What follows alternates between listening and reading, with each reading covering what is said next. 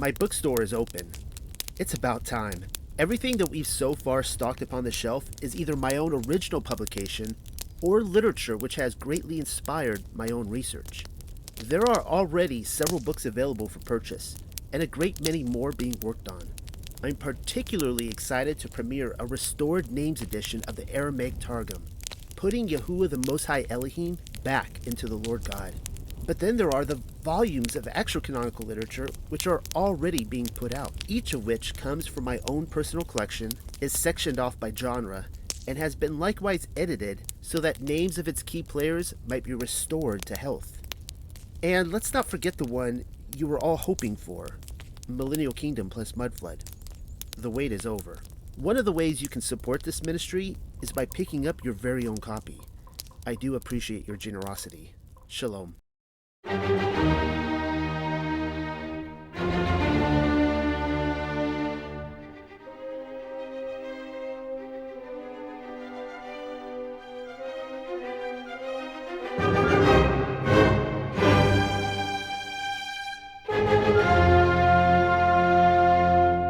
Shabbat Shalom from under the dome, Hebrews and Hebrews. This is the Diaspora of Yasharel, and my name is Noel. Thank you for giving me last week off so I could spend my first Sabbath with my baby daughter, Rivka.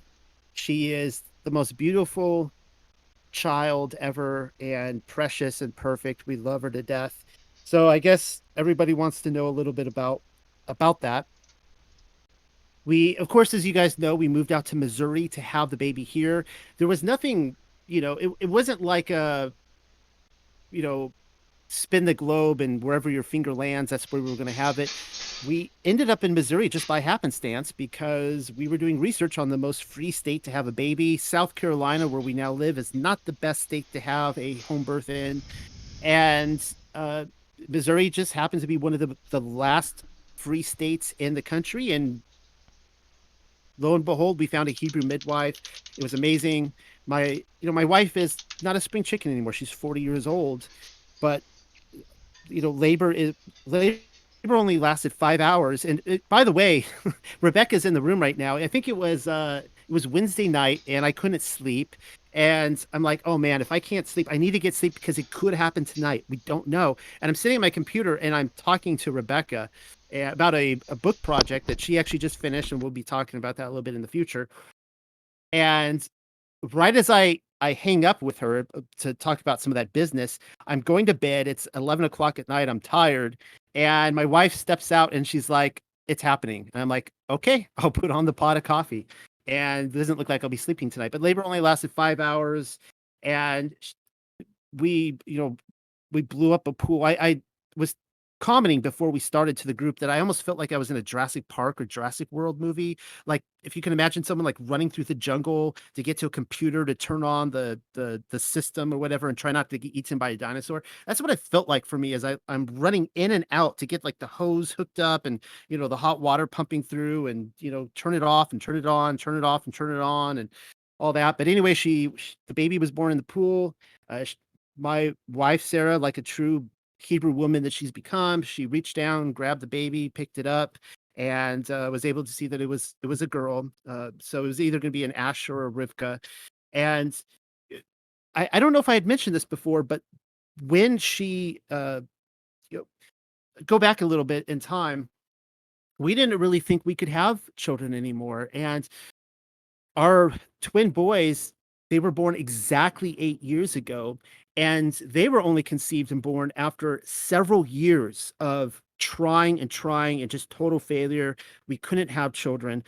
We were in California at the time, and it seemed like all of our friends were like they were having children left and right, and they didn't even want children, and they would complain about them like, "Ugh, I had another child again. It's getting in the way of our sex schedule and all this kind of stuff." And it's like, and I'm thinking like, why are we even friends with these people?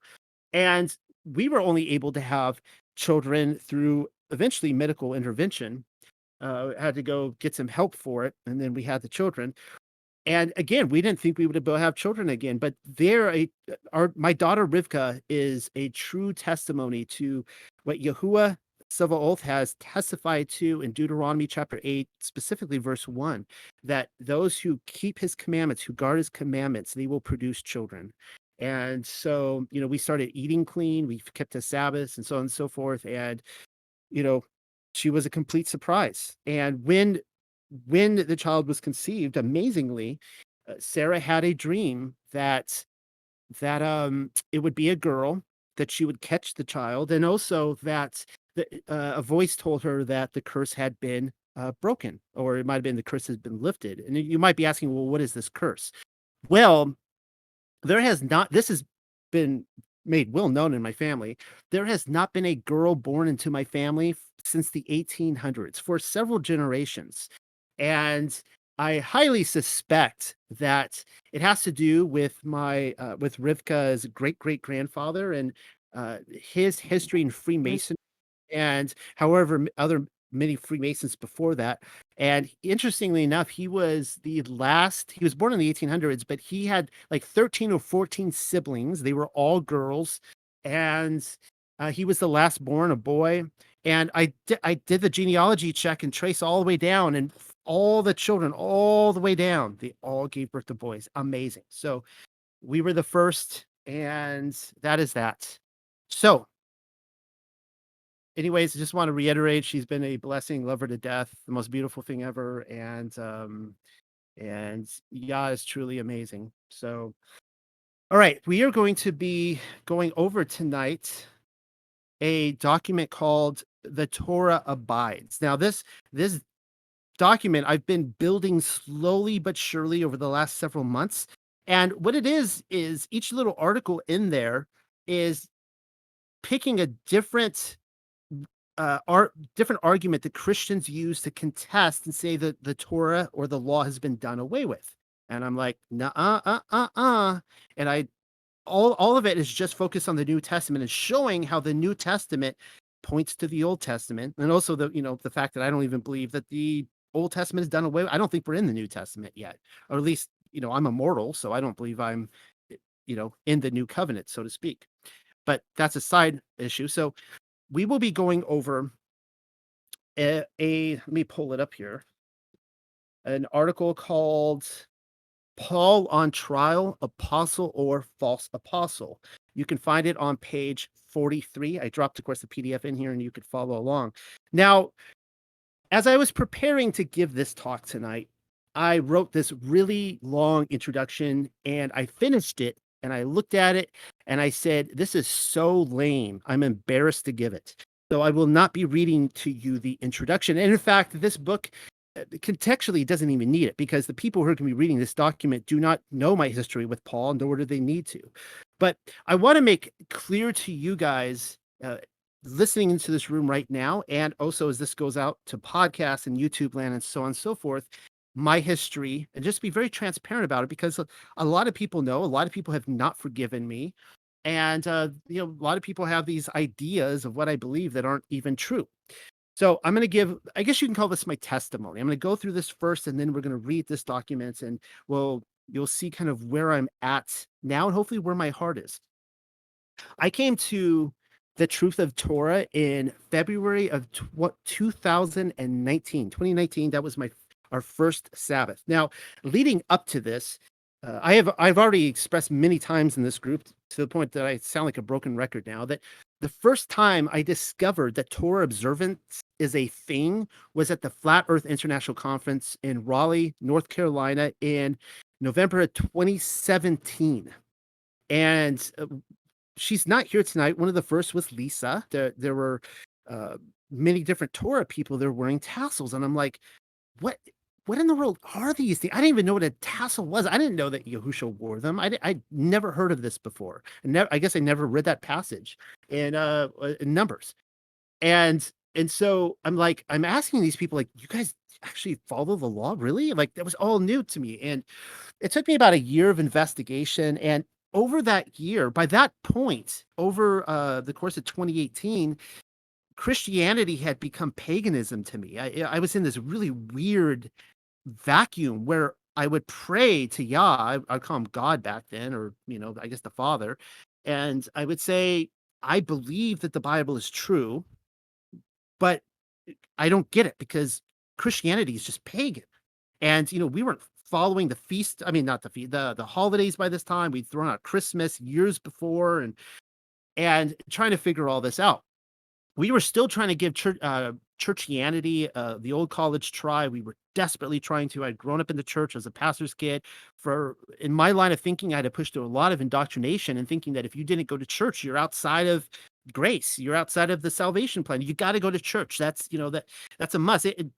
I kind of have the right idea in that sense about Sabbath, but I was putting it into all the uh, wrong ways, applications.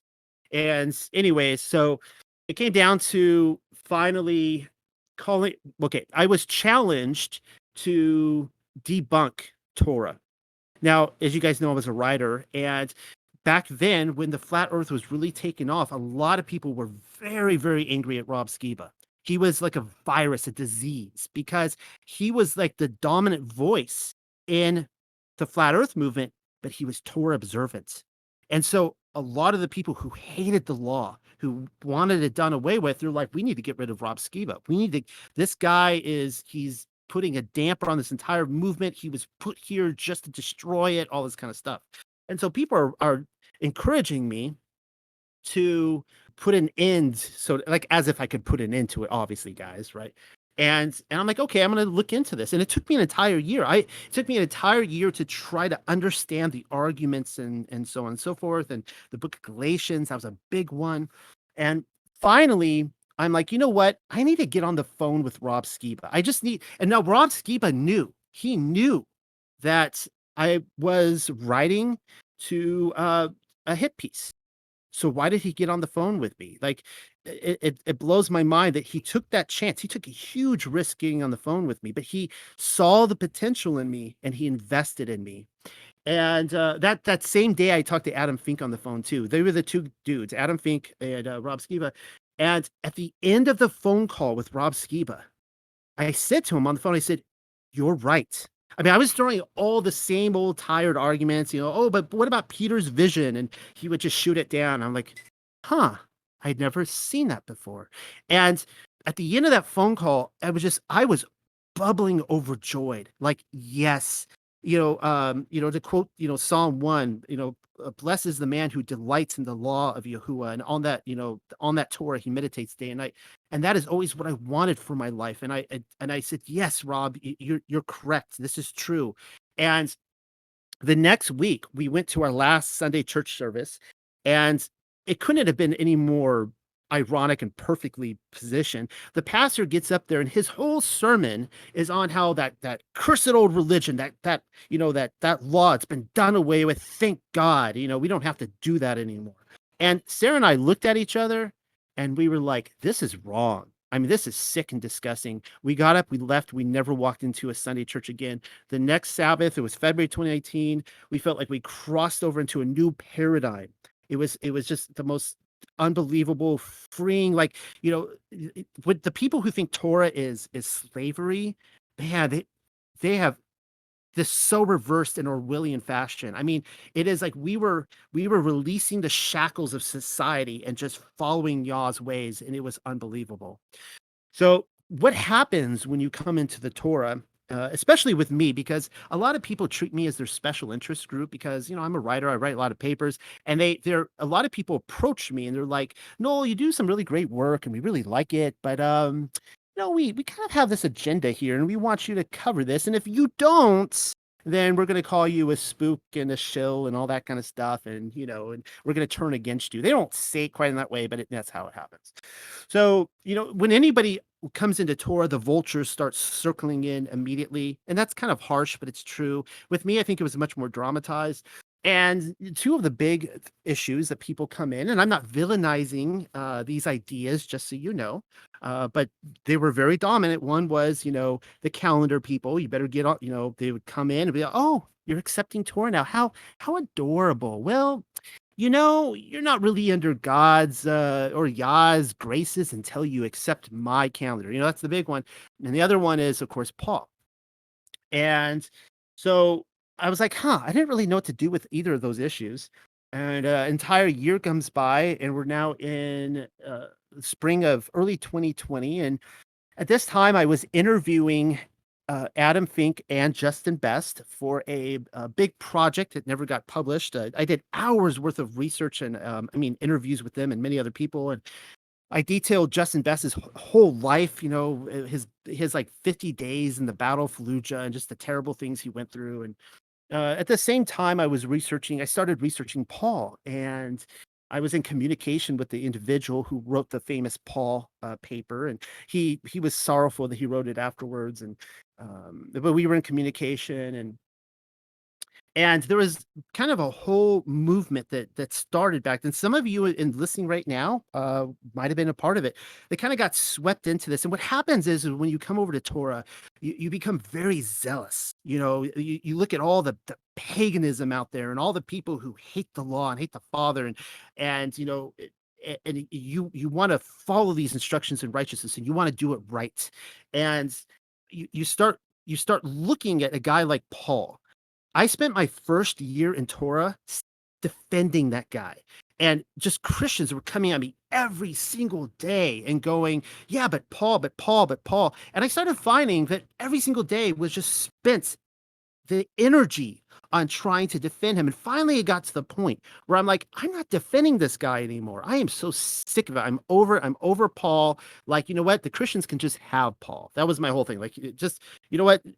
False prophet. Just throw this guy out. Let's see what happens, right? And I was kind of quiet about it, but over at Now You See TV, John Pounders was aware that I was investigating Paul. And within the community, they figure this stuff out. And so I was on a phone conversation with John Pounders. It was, I think, the last phone conversation I had with him, and he gave me some really good advice. He was like, "Okay, whatever way you turn on this, I recommend that you take 2 years to think about this. Like, before you come out about it, just give it 2 years." And I told him on the phone, I said, "I think that's really good advice." Now, I didn't say I would give it 2 years, but I said, That was kind of my desire, to really think through this." The problem is, one of the things I learned in this is that, you have to live by your word. You give someone your word, you have to follow through with it. There's a story in the book of Judges where a man says, "The next person to walk through this door, I'm going to kill." And his daughter walks through the door, and he had to kill his daughter. So the moral of the story is that, what you say, you need to follow through with. Your words are important. And I made a deal. I found out through my interviews with, Justin Best, and I'm not saying this is gossip, guys. You guys all know this. He was just so if anybody doesn't know, Parable of the Vineyard is one of the biggest Torah ministries out there now, a very big YouTube following. And back in the day, he partnered with another ministry called Christian Truthers. And so you have Adam Fink with Parable of the Vineyard, Justin Best with Christian Truthers. And Justin, I found out through our interviews that he was also against Paul. He hadn't gone public with it. And so we started communicating about it. And we started having conversations with a lot of other people in the community, getting really excited with these ideas. And I made the mistake of telling him that if you go public, I'll back you. I'll support you. I told him I didn't want to go public. I said, you know what? If you decide to go public, I'll back you. One of the biggest mistakes I ever made. And when he went public on Passover week of all weeks, the worst week imaginable, I was so angry with him. I told him I was so angry that he did that. But I came out and said, you know what? I'm against Paul too. And I started putting out some literature. Well, for those of you who were in the shock and awe experience of all that, I mean, it was brutal going through that. And I didn't take it as harshly. I was kind of used to it, I guess, as a writer and getting beat up for basically anything I put out there. I mean, there's always somebody who doesn't like one thing or another, and I guess I've become a little jaded. But anyways, as time goes on, I started noticing I got swept up in this movement, and a lot of people who were, in this group at that time, we had started this Discord page. They were a part of that movement. And what I started realizing was that this was clearly an antichrist movement. There were, I had never seen in my life so many people turn away from Yah. Within 1 year, many of my contemporaries and friends and people who I was at conferences with and others had completely walked away from the faith. They not only threw out Paul, they threw out Yahusha, they threw out Torah, they threw out everything. And it was in the spring of 2020 where I'll go ahead and give this story. I don't like to. I'm not charismatic. I don't like basing ministries on visions or the words from the Lord. Yes, I do get words from the Lord. Yes, I do have dreams and visions. I don't share them because I feel that they're just for me. This I've, sat on, and I feel that this is for the community. All right. My good friend Justin walked away from the faith. He took a lot of people with him. I mean, and what really just bugged me about it was that, the whole reason they threw out Paul in the first place was because of his rotten fruits, on the fact that he came in and, the Benjamin Wolf prophecy, he came in, took the spoils and divided it. And he was accused of that. And then they did the exact same thing. They came in, divided the flock, and the sheep scattered, and they never come back. It was one night, I think it was April of 2020, and I felt Yahuwah speaking to me, the Father speaking to me, and he said, "You need right now, you need to go outside, I need to talk to you." And I'm like, "Okay, yeah, sure." And as I'm heading out the front door, S Sarah can see on the look of my face that this is important, and I hear the Father tell me, "Leave your phone." And I didn't leave my phone. I stuck it in my pocket. And I started walking. So I disobeyed his little order there, and I started walking out into the night. And I started finding within I walked 1 block, and all of a sudden I'm fiddling on my phone. And I'm like, "Oh my goodness. I this he told me not to take my phone, and now I took my phone." So I went back home, I dropped my phone off, I went on a walk. And as I was walking, I was all of a sudden just wrapped in this vision. And I was prostrate before the throne of the Most High, just on my face like spaghetti. I couldn't move. And I was feeling so ashamed of things I had done. And somebody picked me up from behind, and they flipped me around, and they held me over Gehenna like a fire. And I was immobile. I couldn't move. And I watched as I saw the faces of people that I knew, and I watched as they were hurled into the lake of fire. And the whole point of this vision was not whether or not Paul is a true apostle or not. And it wasn't even that I was responsible for those people's decisions. It was that I am responsible for what I teach. And people's souls are at stake, and this isn't a game. This isn't something we just, what is the latest trend? Let's just, go after that, and just chase this thing and that thing and see where we end up, the next fad. If our joy is not in scripture, guys, if our joy is not in serving Yah, I keep saying this over and over again, we're not going to make it. So at that time, I'm sorry for this very long introduction, but I think this really needs to be said.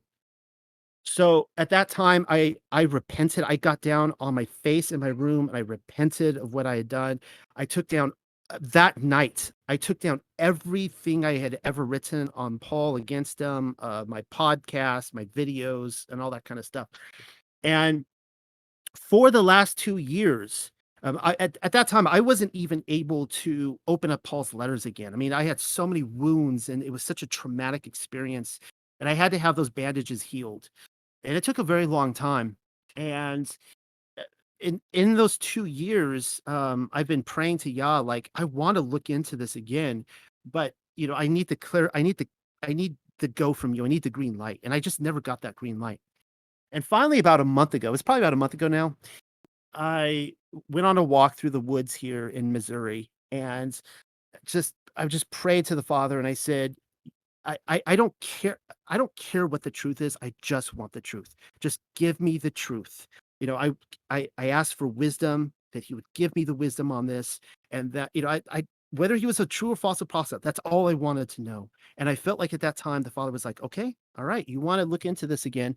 But the directions were pretty clear. The directions were that I was to go through a backdoor approach, and not go through any of the research that anyone else had done, and that I was to, interesting enough, I felt the call to look into the Church of Rome.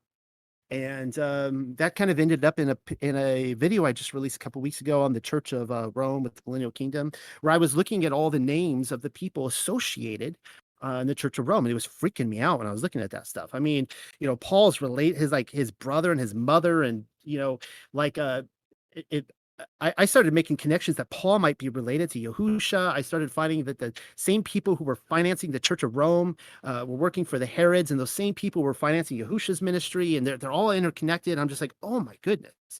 Um, Anyways, and so here we are at present, and we're going to be looking at the Book of Acts. And what really cleared this up for me. Now I still have a lot of questions, um, unanswered questions, and that's okay. But it was the Book of Acts where I looked at it with fresh eyes and I read through it and I started asking myself, what is the theme here in the Book of Acts? You know, what is the writer trying to convey to us? What is the underlying currents of thought? What are the story arches? And I started discovering some, and I'm like, "Oh my goodness, I never saw that before." And, that started I'm gonna use the word freaking now, but that started freaking me out too because I realized that, well, you'll see in this paper. So, since I have written this, I've been approached by, different individuals who have, said, "Yeah, no, well, this has already been what you're talking about has been disproven proven by so and so." And I'm like, "Well, okay, show me the research." And I'll go there and it's like they'll talk about Acts a little bit, but then they'll just start throwing in First and Second Thessalonians and First and Second Corinthians and First and Second Timothy. And I'm like, I'm not talking about those books right now. I'm talking about the Book of Acts.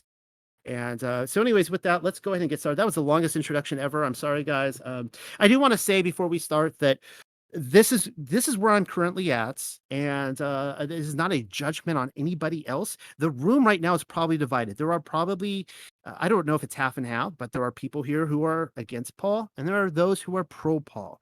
I think our group has been um, very kind to each other overall, and that uh, I and the other administrators have allowed a lot of just open thoughts, and you guys are all welcome. This is not a judgment on anybody, okay? And everybody here listening to me needs to go into Scripture and seek these things out and come to the conclusion.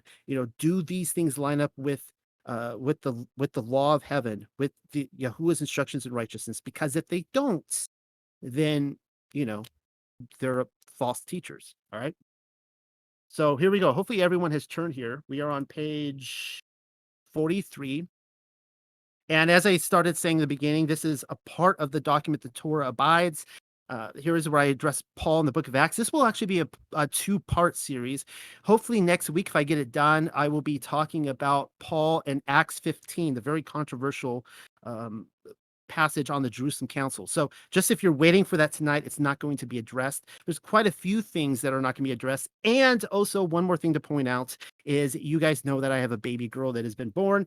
And so I think my writings going forward from this point on will be known as the baby Rivka era because they're very bare bones. And many times I am typing with my child on my lap. And so I had to get to the point very quickly. I cut out a lot of details. I'm trying to get to the point. So it's a little bit more bare bones, but that's okay. Here we go.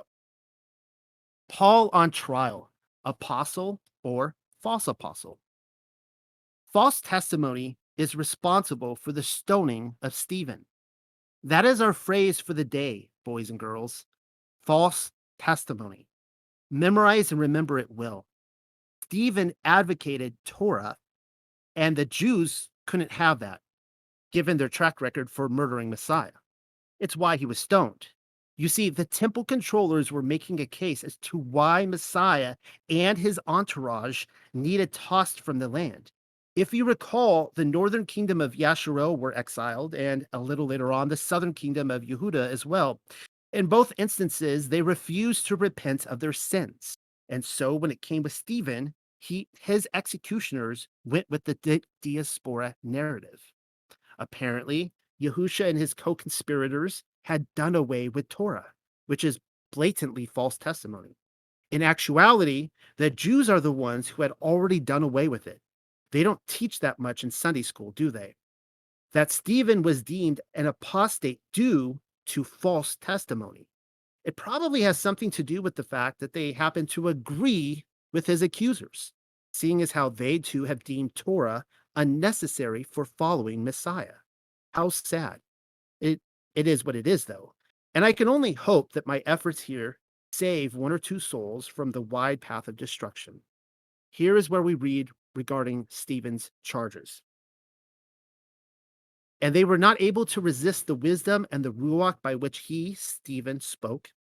Then they suborned men, which said, "We have heard him speak blasphemous words against Moshe and against Elohim." And they stirred up the people and the elders and the scribes and came upon him and caught him and brought him to the council.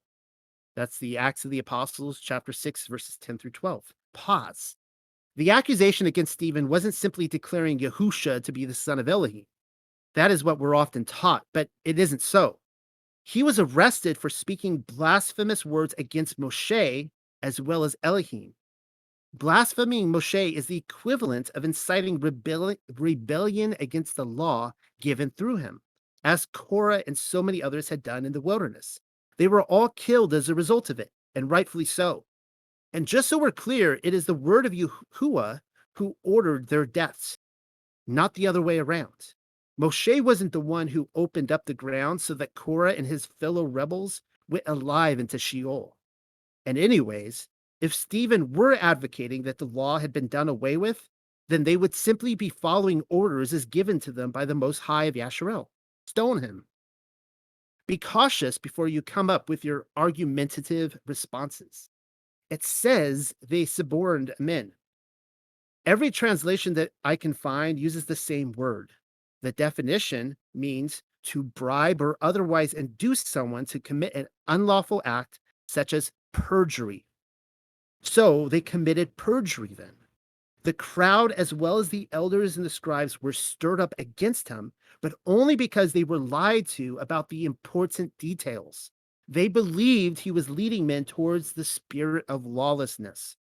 The writer of Acts is telling us that the complete opposite of their accusation is true, though. Stephen was in no way inciting rebellion against Moshe or Elohim, and yet the propaganda continues this very day from the pulpit. I wonder why.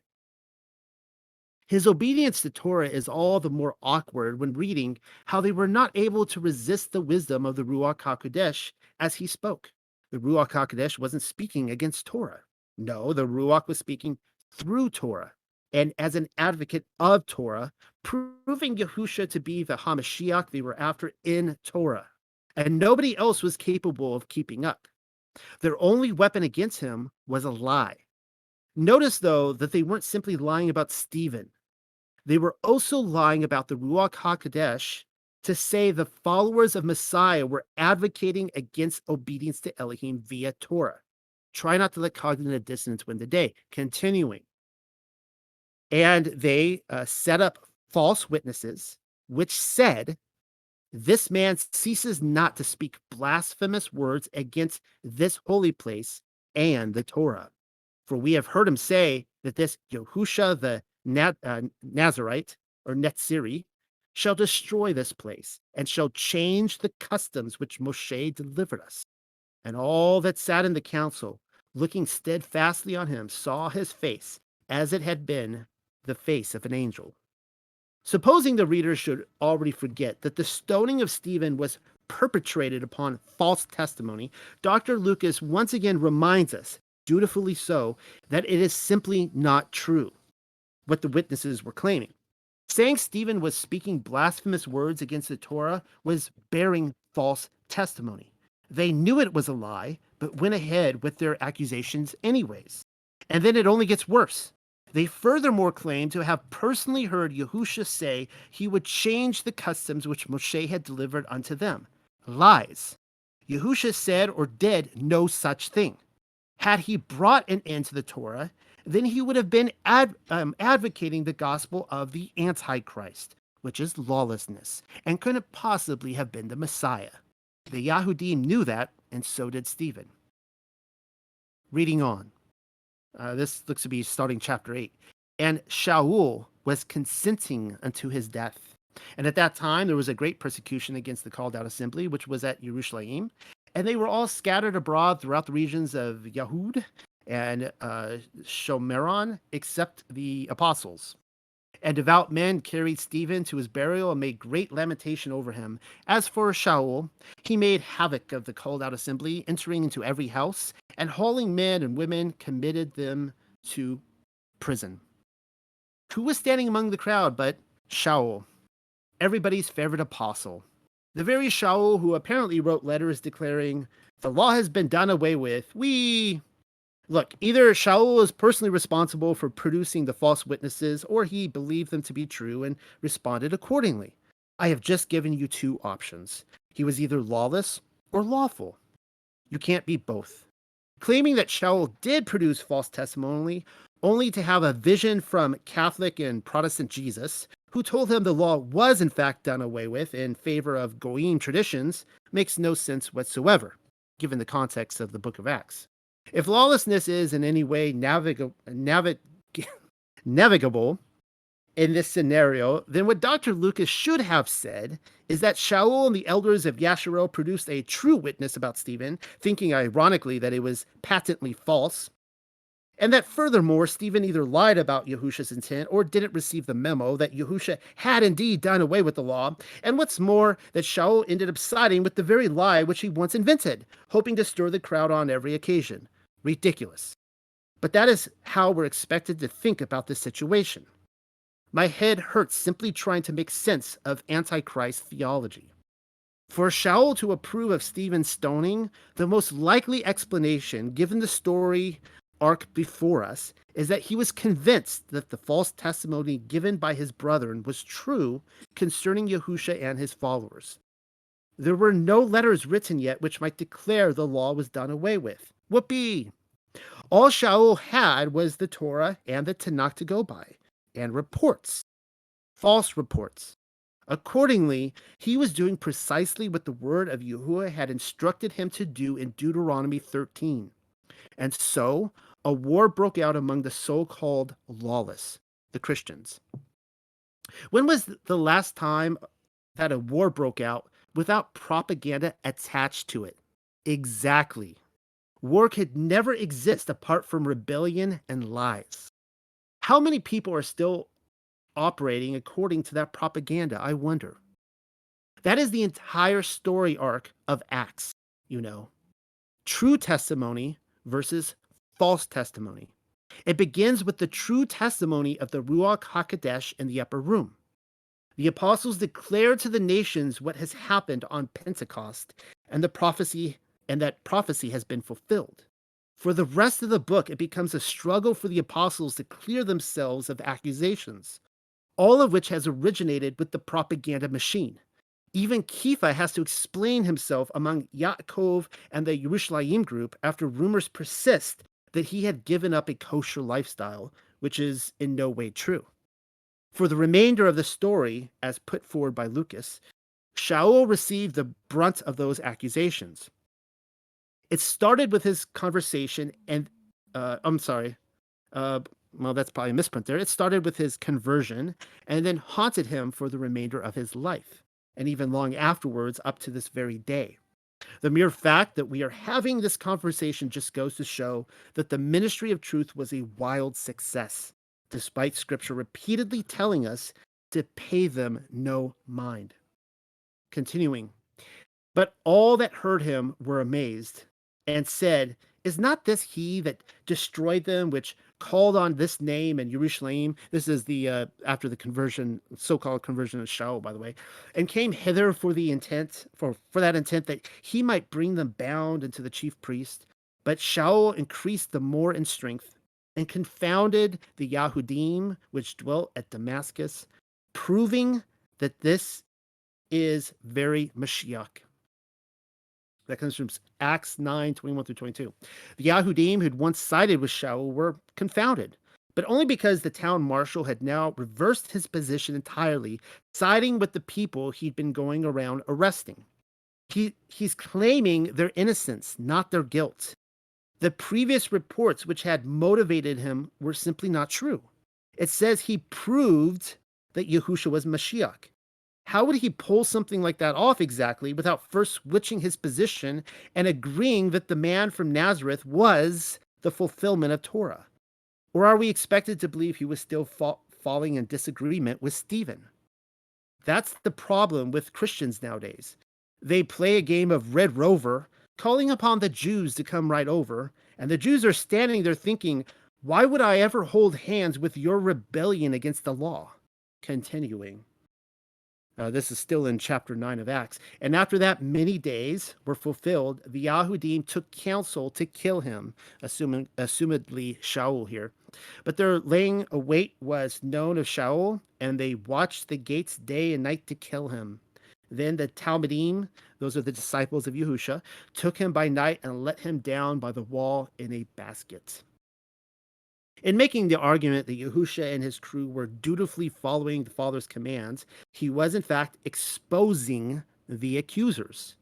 It was they who had either done away with the Torah or weren't keeping it. Therefore, the Parashim wanted revenge. Those are the Pharisees. Some translations say they conspired against Shaul, whereas here we read how they took counsel against him. Same thing. However phrased, it was the same old bag of tricks. Accuse Messiah of breaking Torah. Accuse Stephen of breaking Torah. Accuse Shaul of the same. The false testimony which he had once employed as a smoking gun would now be turned upon him. And look who came to his rescue, the Talmudim. Seems like they believed his claims to being Torah observant after all. And now we're jumping over to Acts 14. I told you this would be bare bones tonight. And there came thither certain Yahudim from Antioch who persuaded the people, and having stoned Paul, or Paul here, he's going by his Greek name here, drew him out of the city, supposing he had been dead. Howbeit, as the Talmudim stood round about him, he rose up and came into the city, and the next day he departed with Bar Nevi to Derbe. Wait, hold on. Wasn't Stephen stoned? Not a coincidence. There are various reasons as to why one might be stoned in Torah, but nobody is accusing him of rape, adultery, sacrificing to Moloch, or any other crime in the pages of Moshe. The attempt on his life has everything to do with Deuteronomy 13. Shaul is being accused of blaspheming Moshe and claiming Torah had been done away with, but those are blatantly false ones, or else their execution would have been justified. The mere fact that Yahuwah spared him from death testifies to that fact, in my opinion. If you don't think those are the reasons for the attempt on his life, then keep reading, because they have another go at it and even give their reasons. So this one comes from chapter 18 now. And when Gallio was the deputy of Achaia, the Yahudim made insurrection with one accord against Paul and brought him to the judgment seat, saying, and here it is, this fellow persuades men to worship Elohim contrary to the Torah. There it is again, the false accusation. Persuading men to worship Elohim contrary to the Torah is language lifted directly from Deuteronomy 13 and no other chapter. At what point in Christian history do you suppose it was okay to persuade men to worship Elohim by any other law than the one given? Certainly not in Shaul's lifetime, if we're to take Dr. Lucas's account into consideration. Kind of makes you wonder about all the church leaders out there persuading men to stop listening to Torah based upon Shaul's example, but I'm sure that they're the exception to the rule, right? I said, right. Okay, reading on and skipping a few more verses in 18. And Paul, after this, tarried there yet a good while, and then took his leave of the brethren, and sailed thence into Aram, and with him Priscilla and Aquila, having shorn his head like a sheep, in I guess Centria, for he had a vow. The what I want you to pick up there is the vow. He shaved his head for a vow. The first thing Shaul does after being accused of leading people away from Torah is shave his head. Why would he do that? It's a Nazirite vow, as if that's not suspicious. Seems like an odd thing for Shaul to do, to, convince the Yahudim or the Goyim to worship Yah apart from Torah, and then go, nah at the accusations and take up the life of a Nazarene, simply for the fun of it. What better way to show that he was set apart for Yahuwah, according to Numbers chapter 6? Such a vow would have shown that he was in no way advocating that the law of Yahuwah had been done away with. He must have fallen from the grace of God then. That must be it. Apparently, Shaul was all about living in spiritual bondage, with his constant denials and shaving his head and all that. And wouldn't you know it, those very accusations followed him to Yerushalayim. Say it ain't so. So this comes from chapter 21 of Acts. And when we were come to Yerushalayim, so we here, I guess Dr. Lucas is along for the ride, the brethren received us gladly. And the day following, Paul went in with us into Yaakov, and all the elders were present. This is the part that really tripped me out, guys. And I'll be talking more about, I purposely skipped over, as I said, Acts 15. I'll be talking about that in Yaakov and why he is so important in this narrative next time. And when he had saluted them, he declared particularly what things Elohim had wrought among the other nations by his ministry. And when they heard it, they glorified Yah and said unto him, You see, brother, how many thousands of Yahudim there are which believe, and they are all zealous for the Torah. And they are informed of you that you teach. So they're informed not through Paul directly, but through these rumors that are being spread, that you teach all the Yahudim which are among the other nations to forsake Moshe. Now, keep in mind here, teach all the Goyim, no, the Yahudim, saying that they ought not to circumcise their children, neither to walk after the customs. It is Yaakov who backs him this time. The brother of Messiah and leader of the Yerushalayim church transitions from praising all the Yahudim who are zealous for the Torah because of Shaul's ministry to addressing the accusations concerning him. But you are made well aware of them by now. Shaul was apparently teaching the Yahudim among the other nations to forsake Moshe. Did I miss anything? It's the same old, same old. And so here is Yaakov's suggestion. What is it, therefore? The multitude must needs come together, for they will hear that you are come. Do therefore this that we say to you. We have 4 men which have a vow on them. Take them and purify yourself with them, and be at charges with them, that they may shave their heads. There it is again. This guy shaved his head a lot. And all may know that those things whereof they were informed concerning you are nothing, but that you yourself also walk orderly and guard the Torah.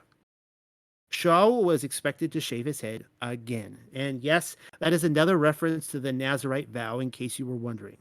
The reason why he would be asked to do it is even explained to us. Yaakov states it is so that all the accusations might fall to the roadside. Shaul did indeed walk orderly, guarding the Torah, according to this narrative. To walk in a disorderly manner would be to not guard the Torah, according to Yaakov. But neither he nor the elders of the Yerushalayim church believe that to be the case, obviously. Seems Shaul could never shave his head enough, though, because the accusations kept on coming and coming, following him in nearly every Christian congregation, even unto this day. Perhaps that is why Kepha thought to mention him in a letter. Now, you guys all know this, but I'll read it anyways. It comes from 2 Peter.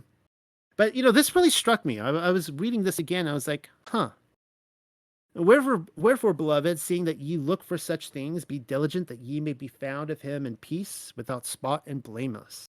And account that the long suffering of Yahuwah is salvation, even as our beloved brother Paul, also according to the wisdom given unto him. A lot could be said about that line there, the wisdom given to him, but I'll drop that for now, has written unto you, as also in all his suffers, his letters, speaking in them of these things in which are some things hard to be understood. So speaking of all these things, what things? Of being without spot and blameless. Seems to be context there. In which some things are hard to be understood, which they that are unlearned and unstable pervert, as they do also the other scriptures, unto their own destruction. Ye therefore, beloved, seeing ye know these things before, beware lest ye also, being led away with the error of lawlessness, fall from your own steadfastness. That last line is what really struck me this last time. I don't know why I didn't really pick up on that last time. That's what's amazing about scripture. You can read it 1,000 times, and then all of a sudden something just sparks. And what Peter there, I'll read my commentary. What Peter's saying there is that the instability in reading his letters leads to lawlessness, to people's own destruction. That's, it is what it is. That's what it says. So it's not what Peter is saying is not the letters themselves. It's not reading it right, taking it out of context, so on and so forth. And I know that this is like for the anti-Paul crowd, it's like, oh, Second Peter again. It's like I know I've been there, guys, for the last 2 years. I know. Anyways, did you catch that? Shaul wrote letters. But not only that, they contained within them some things which were difficult to understand. He then quickly claims that unlearned and unstable men would pervert his letters, just as they do with the other scriptures, and that such perversion would lead to their own destruction. I am often told by Christians proclaiming the gospel of lawlessness that it is I who does the scripture twisting. They will wag Kifa in my face and claim I am unlearned in my reading, and that if I understood Torah properly, I would also conclude, as Shaul did, that it is to be broken rather than obeyed. I've had enough of these conversations, unfortunately. Well, isn't that adorable? Never one for confusion, Kifa goes so far as to define the error of those doing the twisting. Keep reading. He says to beware of those who would lead you away with the error of lawlessness. That is precisely what the masses on the wide road of existence claim. Kifa is warning about the people who read Shaul's letters and conclude that being lawless, which is the same thing as saying without Torah, is what Roman Catholic and Protestant Jesus wants from us. Amazing how his story keeps repeating itself. To claim Torah has been done away with because Paul apparently said so in one of his letters or whatever is to agree with the same temple controllers who strung Messiah up on a tree. And that's going to conclude that for tonight. We're going to move on, of course, very soon here to the Genesis Targum. But I want to give you guys the opportunity, anyone listening in, if you have any feedback, any comments. If you disagree with me, that's totally fine too. Just, you could, I could take it. Let me know what your thoughts are. And I want to remind everybody here that I'm not talking about Second Timothy. I'm not talking about First Corinthians. I'm not talking about Galatians or Romans or Ephesians or Titus. I'm talking about the book. I guess I did quote from Second Peter, but I thought that was important to the theme of Acts. And what I would like to know is, did I misrepresent the book of Acts? Because as I was going through, I'm like, oh wow, this is actually the theme: testimony, false testimony, truth testimony, and yeah. So I'll open up the floor, and you guys can talk about it a few minutes before we move on.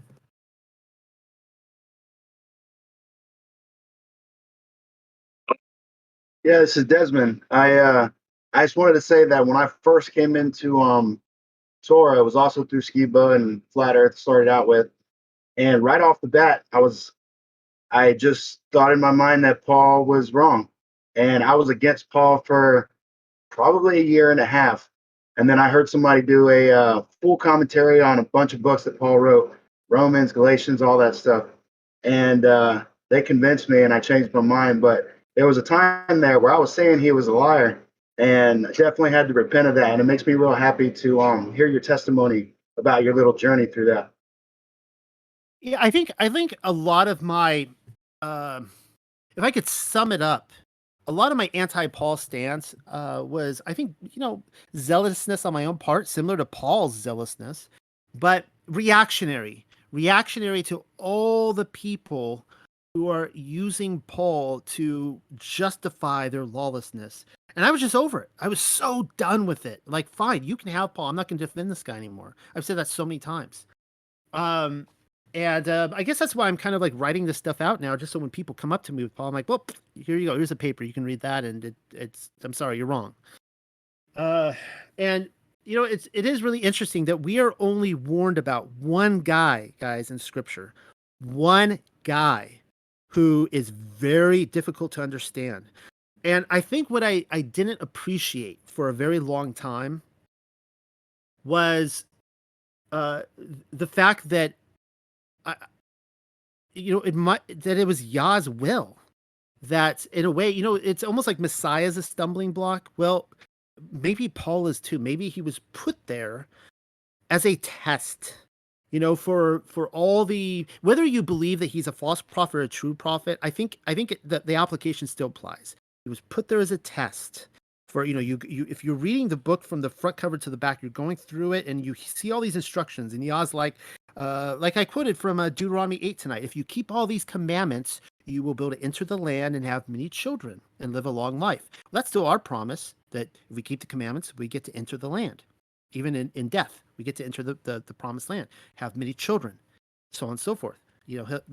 Choose the blessing instead of the curse. And then of course, you guys know all this story. You get through the prophets, and the prophets are like, oh, you get through Moses, and the people were rebelling against it and saying, no, we don't want this, Moses. We're doing away with the law. And then they keep dying off. And Yah's like, that's it. You're wandering through the wilderness because you're disobeying me. And then, the prophets, they come along and say, please stop disobeying, Yah. He's patient, he's merciful, but, judgment's coming, judgment comes, and so on and so forth. You get to if you read this in order, it's almost insanity. You get to the end with Paul, and it's like, woohoo, we've been freed. Finally, someone comes along and frees us. And it's like, come on, guys. Are you guys actually reading this in context? So again, either he's a true apostle or a false apostle, but this is hard for me, guys. It's hard to eat my own words, but I agree with whoever this Paul was in the book of Acts, that if you have Yaakov backing him up, that was a deal breaker for me.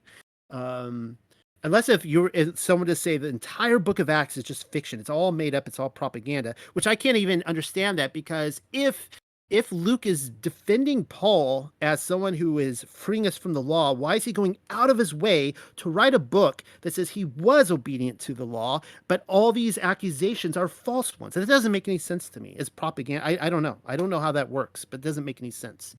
So anyway.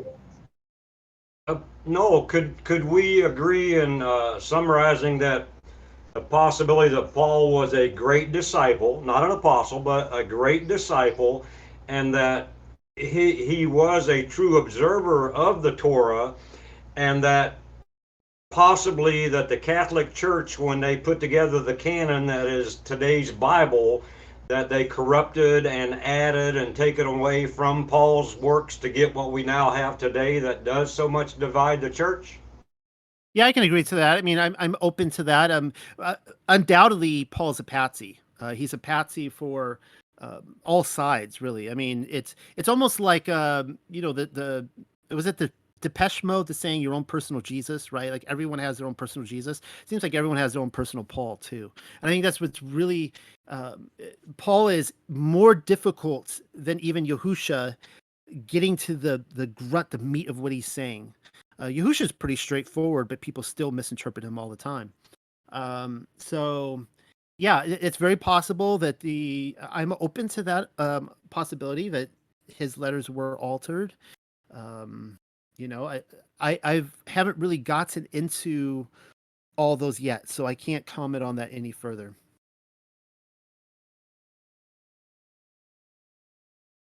Yeah, well, go ahead.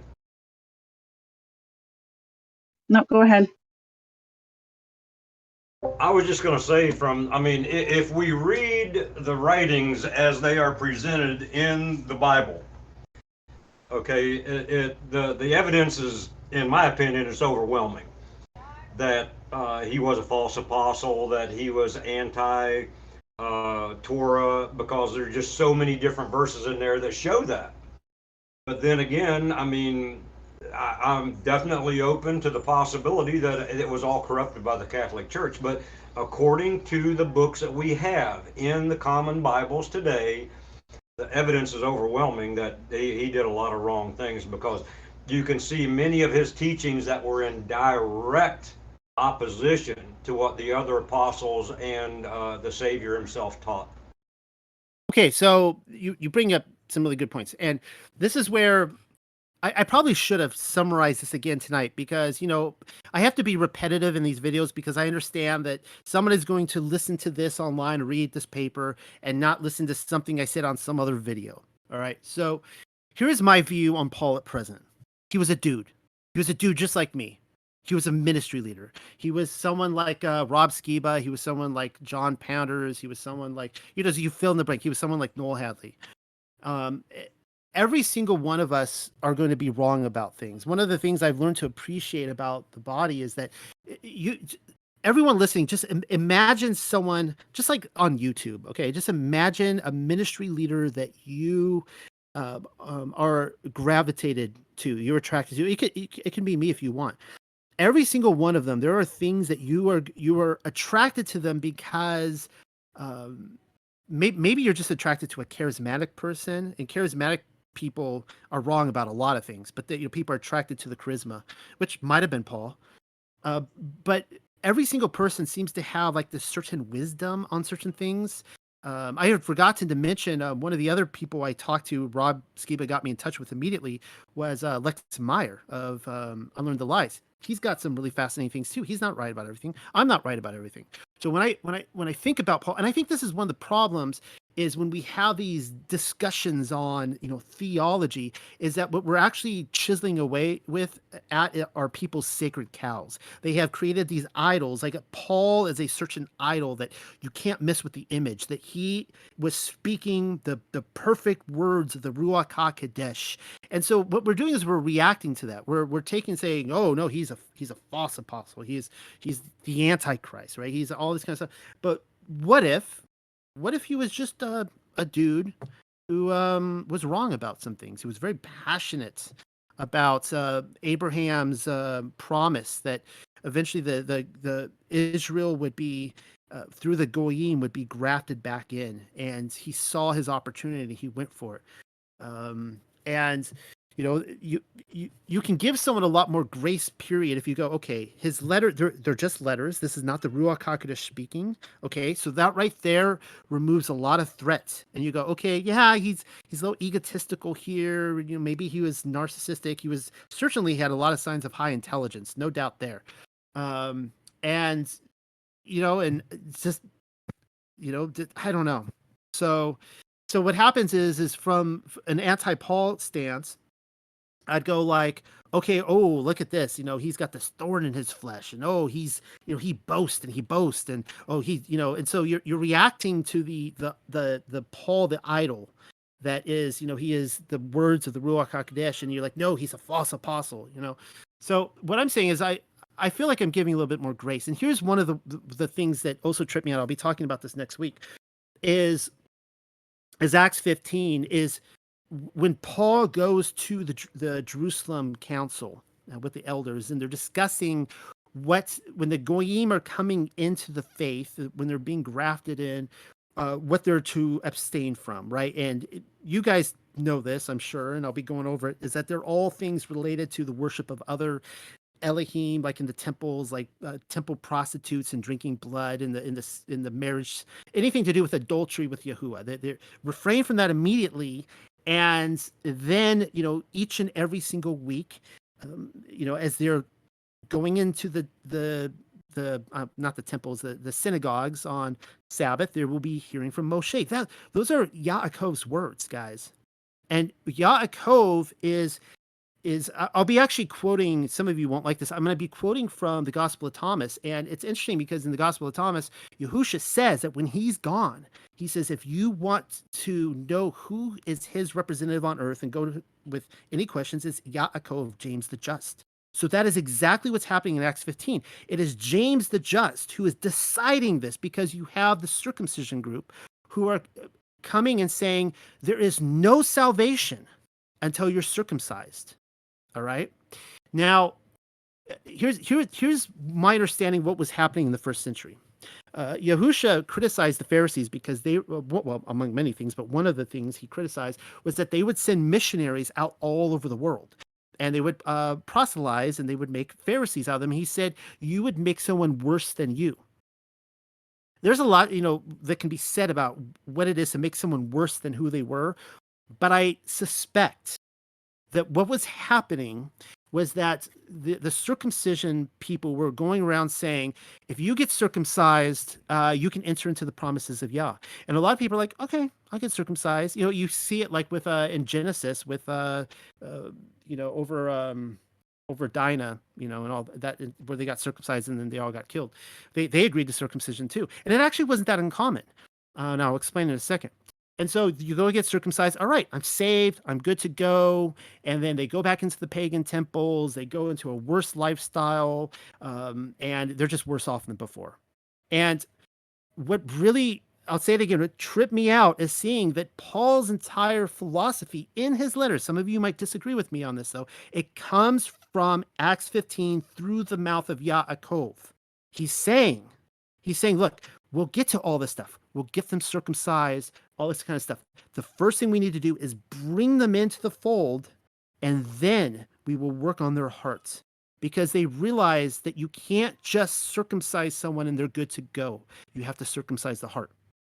And so I think that if everyone in this room right now, you reflect back on your life, your sinful life, and some of you might have just, you lived a horrid life as a pagan, and all of a sudden you just come into it and you're on fire. A guy like me, who grew up in a parsonage with a pastor for a father, it is a lifelong process of coming into deeper understanding of this, and always feeling like the Father was guiding me, that the Ruach HaKodesh was guiding me. And you get to the certain steps of obedience, of like, I want to take deeper steps of obedience. That comes straight from Yaakov, in my opinion. All right, and if we can grasp this, that was the argument at stake. All right, what Paul is saying in some of his letters is like, look, all you people who think that salvation comes through circumcision, I've got guys over here who aren't circumcised yet, and they're obeying the Torah better than you are. That's what he's saying.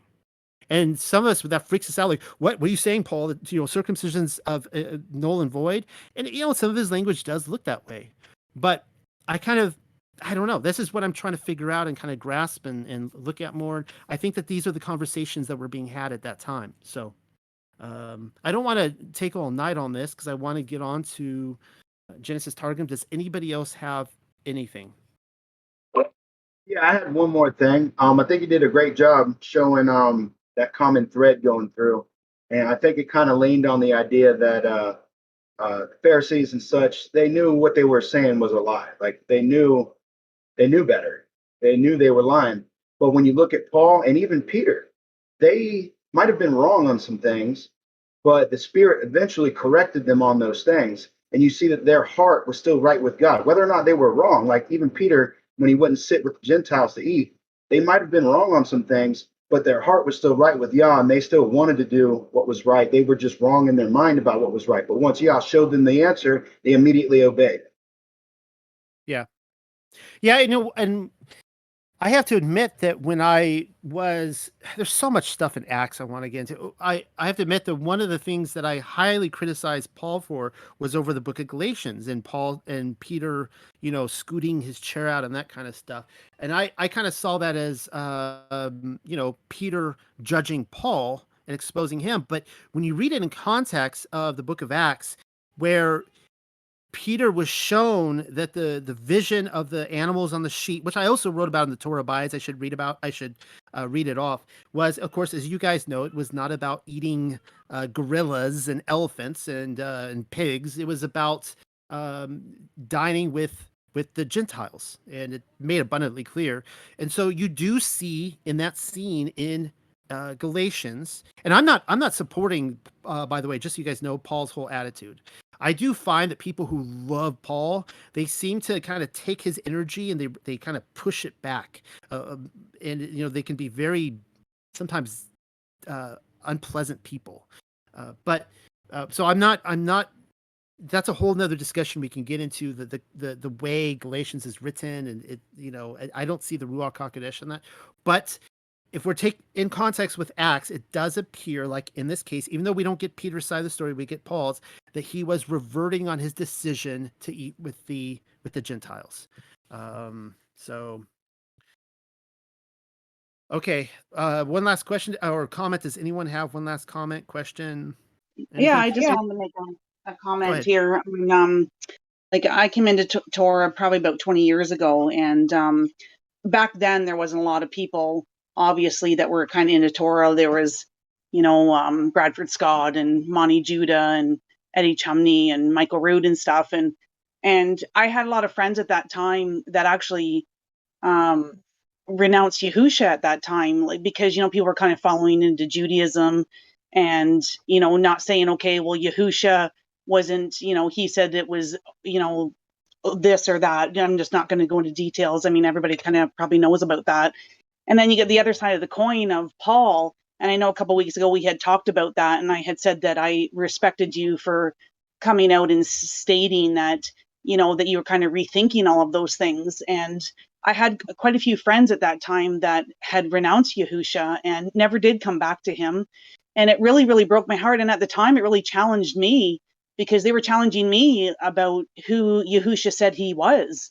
And it took me probably about 2 years to really sift through the scriptures and, just really asking Yahweh, okay, is he who he said he was? Because I don't want to be worshiping a false god or anything like that, because my heart was truly sincere. And I've seen that over the time with Paul, that people will, do the opposite. They'll take Paul's word over Yahusha's, and then they say, okay, well, I'm throwing out Paul, and then they end up throwing Yahusha out anyways in the long run.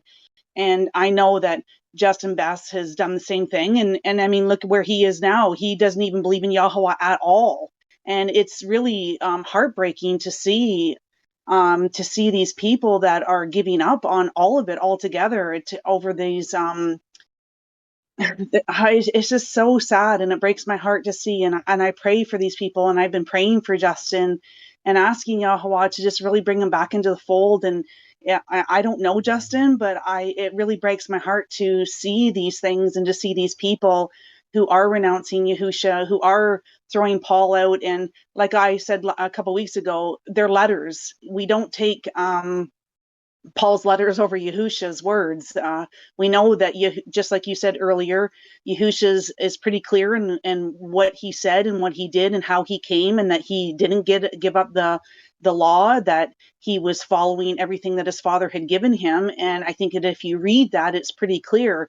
But we shouldn't be taking any of these people over anything, because they're letters, and we should look at it as that. And we should be looking to Yahweh and Yahusha, and just kind of being discerning of these things. But I really appreciate your heart in all of this, and I will continue to pray that Yahweh will continue to help cultivate all this in everybody's heart as they continue to work out their own salvation.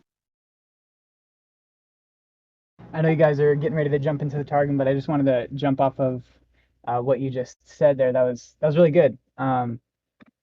Brilliant even. And it made me think about something that I was sharing with one of our friends recently, who we met here in Georgia. And we even went to her church and got to experience a service there. And then we shared with her our thoughts on that. And to your point, these letters are written to a specific audience, like Lee is saying in the chat. But I was using First Timothy as an example. It's a letter written to Timothy, and it's being called scripture for us to live by 2,000 years later. And I just think that's a problem. So I'm going to close on this note, and then we're going to move on with the night, because Michael is waiting patiently. And thank you, Michael.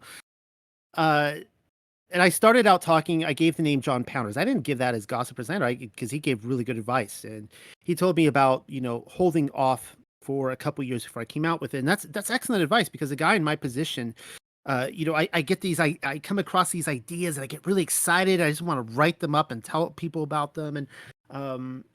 And so when it came to what I called this Antichrist spirit. Now, I want to be really clear, guys, that if you guys deny Paul, I am not calling you that. Okay. You guys, I'm not trying to create division here or anything like that. I hope we're an open group. I don't think about whether, when we were doing the diaspora with Rob and Michael would quote from Paul and stuff, and I was like, yes, awesome. I didn't want to quote from him, but I really liked that they did, and pushing this idea that we can all have our ideas and put them out there.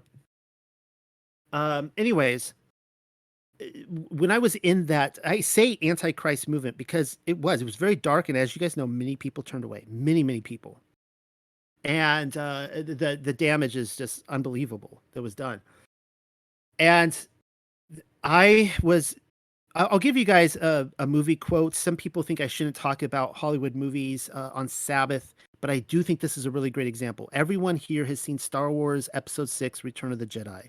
And at the end of the movie, Luke Skywalker goes before the Emperor, and he doesn't want to, cut down his father. And he keeps getting tempted by the dark side. and eventually the dark side kind of overpowers him, and like he and Darth Vader are equal fighters in strength from the light and the dark, dualism, all that. He turns to the dark side. He becomes greater in strength than his father, and he cuts him down. But then he's like, he looks at him and goes, like, he throws his lightsaber down. He's like, no, I can't do this. I can't do this. I'm not going to do this anymore, right? And he's electrocuted as a result. Well, it was a similar situation for me, because the temptations that were coming my way to deny Messiah, guys, I was having so many people come at me who were like, okay, you've denied Paul. Now let's, go take it to the next logical step. And, a lot of the anti-Paul people, I'm not villainizing you guys, but this was a legitimate thing, guys. It was an anti-Christ movement. And I was in conversations with people where it was like people started accusing me, a certain person, and I was in this person's home, and accusing me of just all these things of like, I can't bring logic to this. I can't prove logically anymore, theologically, whatever, that Yahusha even existed. And it finally got to the point where I'm like, you know what? I'm sorry, I can't. I cannot prove that he existed. I can't prove that he's the Messiah. I can't. But I choose to believe. Despite everything you're telling me, I choose to believe that he is the truth, that he is the word, the Torah. And, I was despised for that. But the thing is that when you go through these dark situations like that, and you choose, you don't just throw it away because you have these questions and you can't explain something right away. You come out the other end and it all becomes more clear to you. And now, of course, Yahusha's Messiah is clearer than ever before. But in that moment, my mind was so muddied and darkened, and that I didn't even realize, like when you're watching Return of the Jedi, you're like, no, Luke, you're being tempted. Don't do it. But see, in that moment, he didn't realize he was being tempted. He didn't realize it, right? You as the audience see it, but he didn't see the draw. And that's what it's like. And so I just want to encourage everyone here to not just, when you can't explain something and you're like, oh no, Yahusha's pagan, he's Bacchus or whatever. Take it to the Father, set it aside, keep at it. And these, then you look back and you're like, man, my mind was really muddied. It was really dark in there. I'm so glad I stuck with it, because a lot of people, they hand themselves over to the darkness and they're gone. It is so tragic.